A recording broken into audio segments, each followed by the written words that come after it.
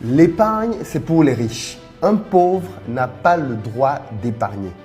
Un salarié n'a pas le droit d'épargner. C'est choquant ce que je te dis là et pourtant c'est vrai. Dans cette vidéo, je vais t'expliquer ce que les pauvres, ce que les salariés doivent faire de leurs revenus. Et crois-moi, ça va changer radicalement ta vie. Aujourd'hui, je dois aborder une thématique assez mal comprise, celle de l'épargne. Je suis le premier, bien évidemment, à vous demander d'épargner votre argent. Je suis le premier à vous demander d'épargner votre argent, d'autant plus que nous sommes dans une société de consommation. Dans une société de consommation, tout est fait pour que les gens n'épargnent pas. En fait, le système veut maintenir les gens prisonniers. Et le moyen par lequel il veut maintenir les gens prisonniers, c'est au travers du crédit. Il faut bien le comprendre. Une société de consommation a besoin d'avoir un système de crédit développé, de telle sorte que l'on endette davantage les gens qui vont prendre un argent qui ne leur appartient pas pour acheter des bêtises au quotidien, pour se faire plaisir. Voilà comment ça fonctionne. Et d'où l'importance donc de la publicité. Une société de consommation a besoin de la publicité. Voilà pourquoi quand vous coupez la télé, vous coupez les moyens de publicité, déjà vous diminuez grandement les tentations auxquelles on veut vous soumettre pour acheter. La société veut nous abrutir pour qu'on devienne des consommateurs. L'objectif de l'épargne, c'est de vous permettre de résister à ça, de dire non à ce système-là. Parce que ça, c'est compliqué.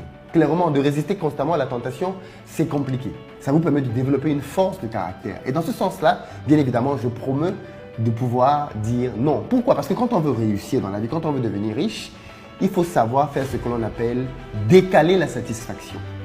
Vous avez envie de quelque chose, mais vous vous dites, ce n'est pas le moment, je le ferai plus tard. C'est un exercice très difficile. Très peu de personnes en réalité savent se dire non à elles-mêmes. On s'est dit non à tout le monde, mais rarement les gens savent se dire non à eux-mêmes. Et bien évidemment, donc épargner va vous permettre de faire ça. Mais en réalité, épargner ne vous rendra pas riche. Parce que comme je l'ai expliqué dans plusieurs vidéos, épargner est un passif. Un passif, c'est quelque chose qui vous coûte de l'argent. Un actif, c'est quelque chose qui vous rapporte de l'argent. Par exemple, avoir un investissement immobilier, ça vous rapporte de l'argent. C'est un actif. Un passif, c'est quelque chose qui vous coûte de l'argent. Or, mettre votre argent en banque est un passif. Pourquoi? Parce que l'inflation est supérieure au taux que la banque vous donne sur votre argent. C'est encore pire même quand vous gardez l'argent à la maison.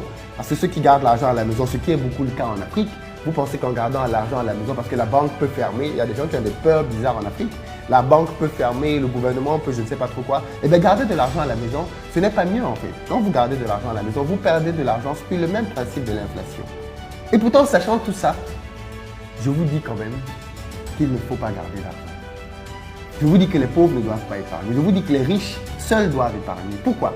Parce que quand tu es pauvre, quand tu vis au jour le jour, quand tu as un revenu qui te permet à peine de pouvoir prendre soin des tiens, quand tu as un revenu avec lequel tu ne peux pas te projeter, tu es à tout moment à côté de la pauvreté. Voilà pourquoi les salariés doivent bien entendre ce que je dis maintenant.